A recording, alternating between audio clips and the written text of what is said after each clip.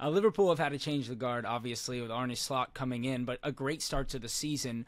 However, it's still really unclear where we stand on quite a few contracts for their big players. Mo Salah, Pete, is one who seemed to be certain to leave after this year, but now they're apparently sitting down to have some contract talks. What's the likeliness of him staying past this year? Yeah, I think it was quite smart of Mo Salah after the weekend, making that public announcement that he was in the final year of his contract and nobody had approached him about a new contract. So he was firmly throwing the ball back into Liverpool's court over his contract. Following those comments after the win against Manchester United. Look, Salah has been a brilliant servant for Liverpool. He's looked back to his best so far this season under Arne Slot. Looks like he's really enjoying his football.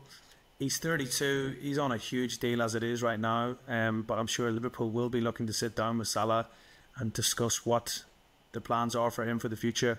How can you replace Mo Salah in that team? It's going to cost you a lot of money. Again, so he'll be thinking he's worthy of a new deal and probably a bumper new contract at that as well. But we know that Liverpool have a certain sort of policy when it comes to players over the age of 30, but Mo Salah's 32. He looks 26 sometimes. He's fit as a fiddle.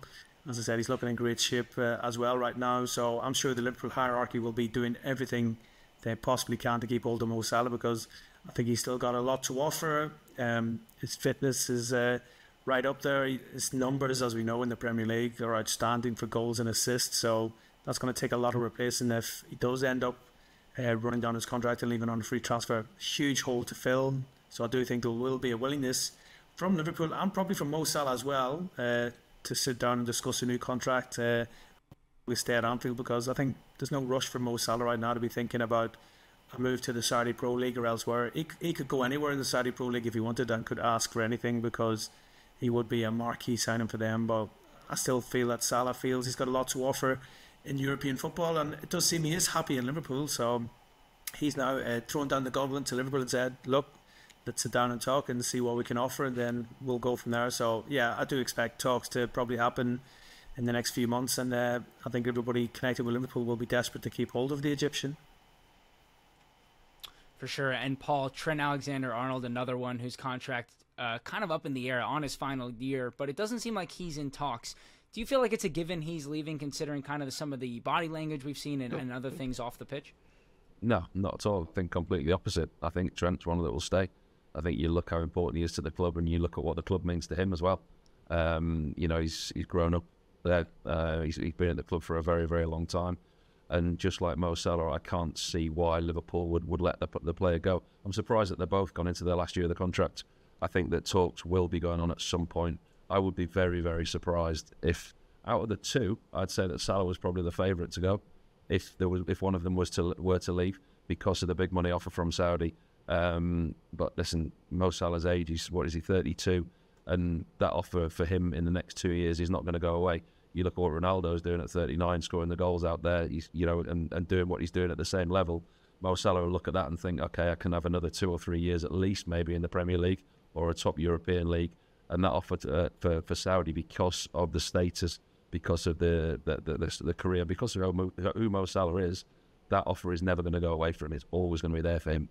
Whereas Trent, I just don't see him playing anywhere else in England, and I don't see any of the top European clubs offering him something that would tempt him away from Liverpool, in all honesty. I think it's his club. I think the club means a lot to him, and I would be surprised. I may be wrong. I'm not speaking from an educated position, but I just don't see him as a player that moves this season.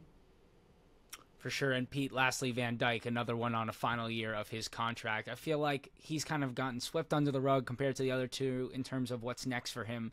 Any inkling on if he'll re-sign after this year or sometime during this season? Yeah, again, like Mo Salah and Trent Alexander-Arnold, I'm sure Liverpool will sit down with Virgil van Dijk and discuss what both parties are thinking and whether they can agree a new deal. Van Dijk is, although he is 33 and he turns 34 at the start of next season, still a key man in that Liverpool team. You saw that at the weekend against Manchester United.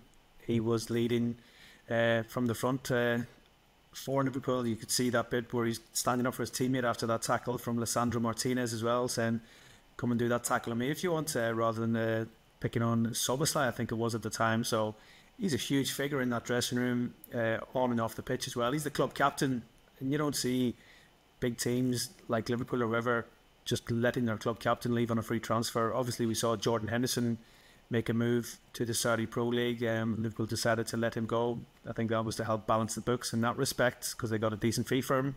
But I just think Van Dijk, although he's not getting any younger, I still think he has got something to offer as well. It'll all come down to what the player wants as well. At that age, will he be looking his last big payday and a long-term contract? Maybe Liverpool might not be too willing to do that considering his age, but again, I think he showed last season he's still one of the best defenders in the world, and I think Liverpool would be quite foolish if they were to let him run down his contract and leave on a free. Financially, it makes no sense for him to let any of them go, does it? Realistically, I mean, if they don't get a fee for any of the three, even if they let just one go on a free transfer, it would, what they would bring to Liverpool in the next 2 years, what they would provide, the opportunity, the revenue that a Champions League place brings, Premier League title challenge brings, the revenue. If you weigh the two revenues up against what they would get for letting a player go on a free or putting it into the wages, letting any of the three go makes no sense whatsoever. How much would it cost to replace them as well, Paul? Exactly. Yeah. And Paul, is this one to you for all three of them where they saw, Klopp leaving, new manager coming in, and they didn't want to tie down their long-term future before figuring out what it might look like at Liverpool, or it's just a matter of circumstance? I think there was a lot to be decided off the field, wasn't there? There's been a restructuring behind the scenes. We've seen that. We've seen the new manager coming in. Maybe, listen, I don't know. We're making excuses. So was it a priority? And then you think, well, Mo Salah, Van Dijk and Trent Alexander-Arnold, three players that probably should have been a priority. It's not like Liverpool, because Liverpool generally, when players have got 2 years left on the contract, they bring the players in and the contracts are renewed. So it's a situation that is fairly alien at Liverpool. It's not one that they do with players that they want to keep. But you can understand why with the restructuring, the new manager.